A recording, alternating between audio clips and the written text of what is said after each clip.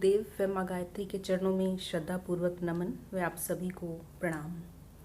हम सभी ने कुंडलिनी शक्ति के बारे में सुना हुआ है और यह भी सुना है कि कुंडली जागरण से मनुष्य में चेंजेस आ जाते हैं।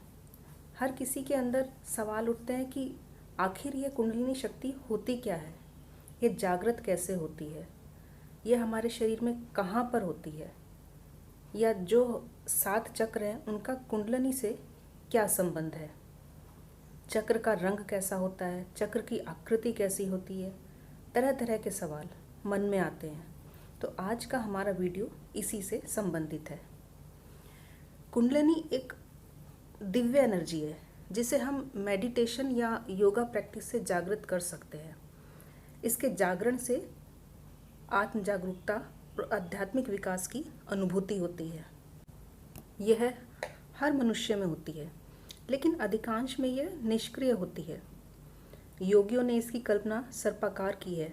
यह सर्प की तरह 3.5 फेरे लेकर शरीर के सबसे नीचे के चक्र मूलाधार, जो हमारी स्पाइनल कॉलम पर उसमें होती है। जब तक यह नीचे होती है मनुष्य संसारिक विषयों की ओर भागता है, पर जब यह जागृत हो जाती है तो प्रतीत होता है कि कोई सर्प के आकार की तरंग ऊपर की ओर उठ रही है। यह आध्यात्मिक योग की सबसे कठिन और रहस्यमय विधाओं में से एक है। जैसे बारिश और नदियों के अनियंत्रित जल को बांध बनाकर रोक देते हैं और फिर उसे उपयोगी कार्य में यूज़ करते हैं, ऐसे ही कुंडलिनी के जागरण से व्यक्ति के अंदर जो लालसाएं, तृष्णाएं होती हैं, वे सभी श्रद्धा, स्नेह, विश्वास, वीरता, साहस और तप आदि में बदल जाती हैं। हमारे शरीर को महाशक्ति की प्राण प्रक्रिया संभाले हुए है। उस प्रक्रिया के 2 ध्रुव हैं। एक ध्रुव को शिव और दूसरे को शक्ति बताया गया है। शिव क्षेत्र सहस्त्रार है और शक्ति मूलाधार है। इन्हें आपस में जोड़ने वाली शक्ति यानी मूलाधार और सहस्त्रार को जो शक्ति जोड़ती है वही कुंडलिनी शक्ति कहलाती है। मनीषियों ने मूलाधार से लेकर कंठ का क्षेत्र शक्ति बताया है और कंठ के ऊपर का क्षेत्र शिव बताया है। मूलाधार से सहस्त्रार तक की यात्रा को ही ब्रह्म यात्रा कहा गया है। योगी लोग इसी मार्ग को पूरा करते हुए परम लक्ष्य तक पहुंचते हैं। जब मूलाधार चक्र में स्थित यह सुप्त प्राण शक्ति सहस्त्रार से मिलती है तो मनुष्य में एक दिव्य आनंद की अनुभूति होती है। इसी को महायात्रा कहा जाता है। कुंडलिनी को प्राण अग्नि या योगा अग्नि भी कहा जाता है। इसकी स्वाभाविक प्रवृत्ति ऊर्ध्वगामी है, परंतु अधिकांश यह निष्क्रिय पड़ी रहती है और नीचे की ओर खिसक जाती है। और यदि यह सक्रिय होती है तो यह एक एक चक्र को बेधती हुई आगे बढ़ती है। कुंडलिनी शक्ति को पश्चिम के देशों में सरपेंट फायर या सरपेंट पावर भी कहा है। इस महायात्रा में 7 विराम स्थल पड़ते हैं। जैसे कोई लंबी यात्रा करते हैं तो बीच में आराम की आवश्यकता पड़ती है, ऐसे ही मूलाधार से सहस्त्रार तक की यात्रा करने पर कुंडलिनी के मार्ग में जो विराम स्थल पड़ते हैं उन्हें चक्र कहा जाता है। हमारे शरीर में ये 7 चक्र हैं। हमारे स्पाइन में अनेकों नाड़ियाँ हैं और अलग अलग अपना अपना काम करती हैं। इसमें 3 नाड़ियाँ इड़ा, पिंगला और सुषुम्ना, इनका संबंध सूक्ष्म जगत से है। इड़ा चंद्र नाड़ी है और पिंगला सूर्य नाड़ी है। इन दोनों के मिलने से जो तीसरी शक्ति उत्पन्न होती है उसे सुषुम्ना कहते हैं। कुंडलिनी की शक्ति के मूल तक पहुंचने के मार्ग में 6 विराम स्थल या 6 ताले लगे हुए हैं। ये ताले खोलकर ही कोई जीव उन शक्ति केंद्रों तक पहुंच सकता है। इन 6 अवरोधों को आध्यात्मिक भाषा में षट चक्र कहा गया है। सुषुम्ना के अंदर 3 सूक्ष्म नाड़ियां हैं, चित्रा, वज्र और सबसे अंदर ब्रह्म नाड़ी। ये नाड़ियां इतनी सूक्ष्म हैं कि इन्हें आंखों से नहीं देखा जा सकता। सुषुम्ना की तीसरी नाड़ी यानी ब्रह्म नाड़ी इन्हीं चक्रों से संबंधित है। तो आइए पहले इन चक्रों के स्थान, दल, रंग, यंत्र, तत्व, अक्षर बीज, वाहन, देव शक्ति और कर्मेंद्रिय, पहले इन्हें जानते हैं। फिर उसके बाद हम अलग अलग चक्र का स्वभाव और उसका ध्यान करने से जो फल मिलता है उसे जानेंगे। पहला है दल। ये चक्र एक प्रकार की सूक्ष्म ग्रंथियां हैं जो ब्रह्म नाड़ी के मार्ग में बनी हुई हैं। इन चक्र ग्रंथियों में जब साधक अपना ध्यान केंद्रित करता है तो उसे वहाँ की सूक्ष्म स्थिति का बड़ा ही विचित्र अनुभव होता है। ये ग्रंथियाँ गोल नहीं होती, बल्कि उनमें एक प्रकार के कोण निकले होते हैं, जैसे पुष्प की पंखुड़ियाँ। इन पंखुड़ियों को पद्म दल कहते हैं। यह एक प्रकार के तंतु गुच्छक हैं। इन्हीं को दल कहा जाता है। दूसरा है तत्व। हमारा शरीर 5 तत्वों से मिलकर बना है: पृथ्वी, वायु, अग्नि, जल और आकाश।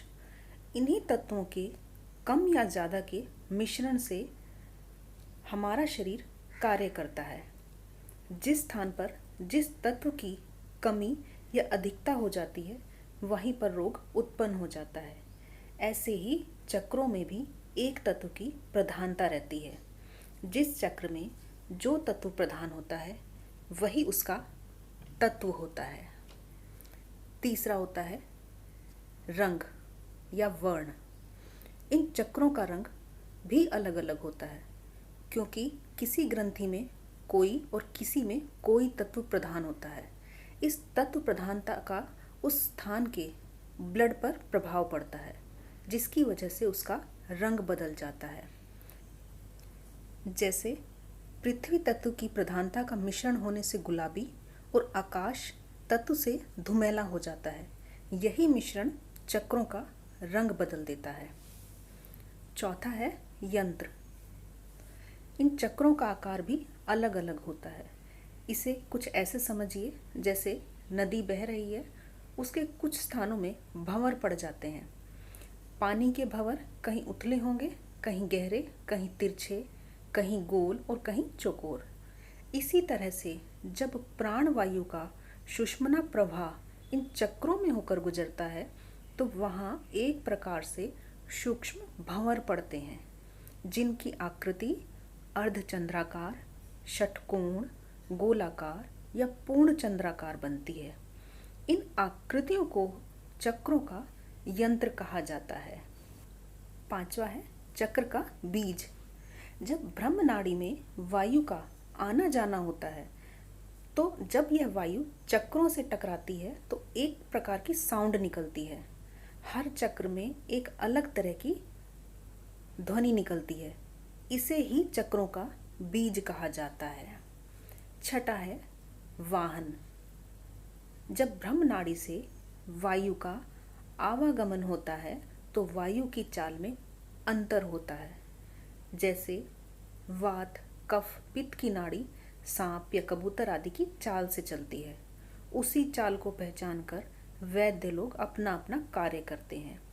यह चाल किसी चक्र में हाथी की तरह बहुत धीमी, मगरमच्छ की तरह डुबकी मारने वाली या फिर हिरण की तरह छलांग लगाने वाली हो सकती है। उस वायु की चाल को ही चक्रों का वाहन कहा गया है। सातवां है इन चक्रों के देवी देवता क्या हैं।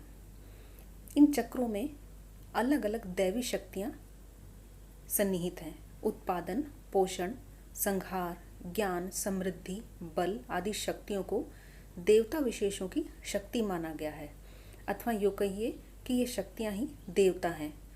प्रत्येक चक्र में एक पुरुष वर्ग की उष्णवीर्य और एक स्त्री वर्ग की शीतवीर्य शक्ति रहती है, क्योंकि धन और ऋण, अग्नि और सोम दोनों तत्वों के मिले बिना गति और जीव का प्रवाह उत्पन्न नहीं होता। यह शक्तियाँ ही चक्रों के देवी देवता कहलाते हैं।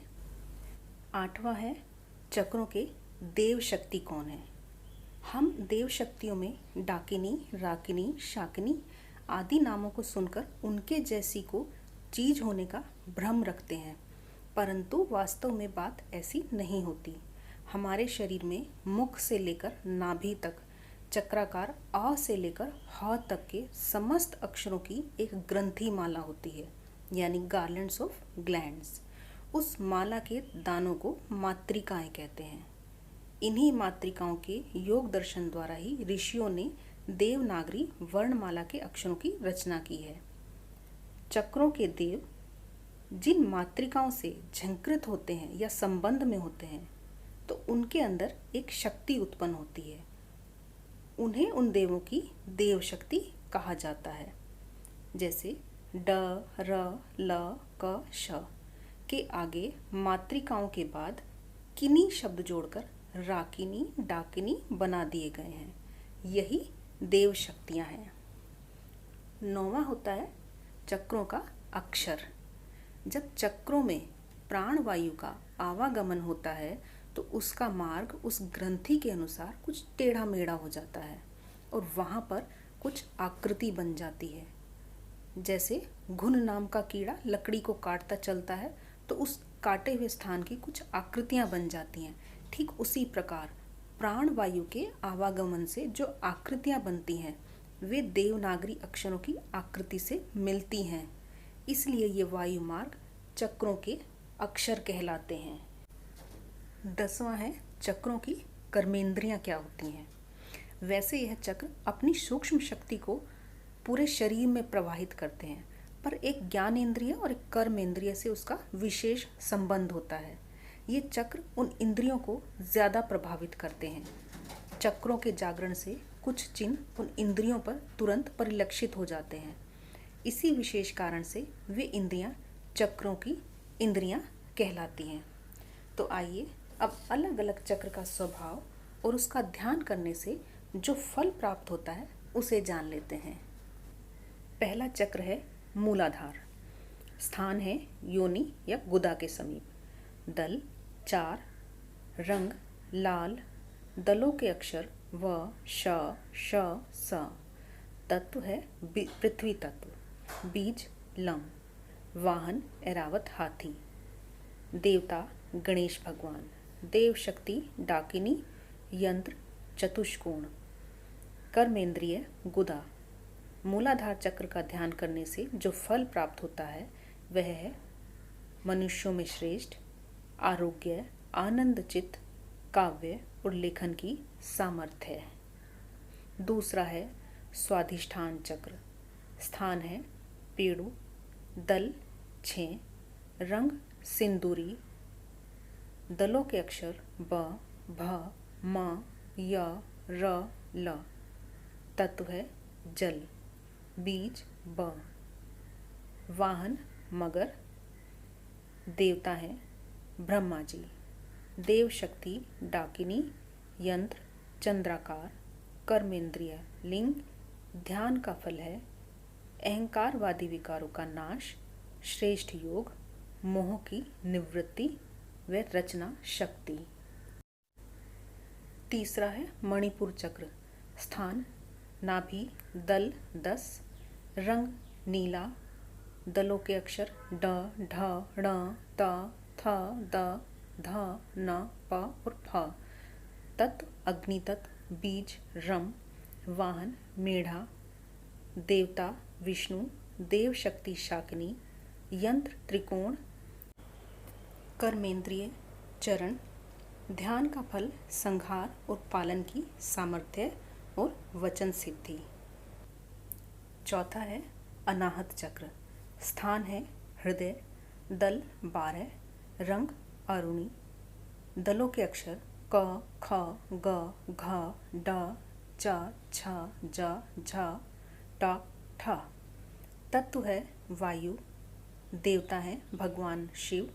देव शक्ति काकिनी। यंत्र षटकोण। कर्मेंद्रिय हाथ। फल स्वामित्व, योग सिद्धि, ज्ञान जागृति, इंद्रिय जय और परकाया में प्रवेश। पांचवा है विशुद्धि चक्र। स्थान है कंठ। दल 16, रंग धूम्र, दलों के अक्षर अ से लेकर अह तक। तत्व है आकाश। वाहन हाथी। देवता पंचमुखी सदाशिव। देव शक्ति शाकिनी। यंत्र शून्य या गोलाकार। कर्मेंद्रिय पैर। ध्यान का फल होता है चित्त शांति, दीर्घ जीवन और तेजस्विता।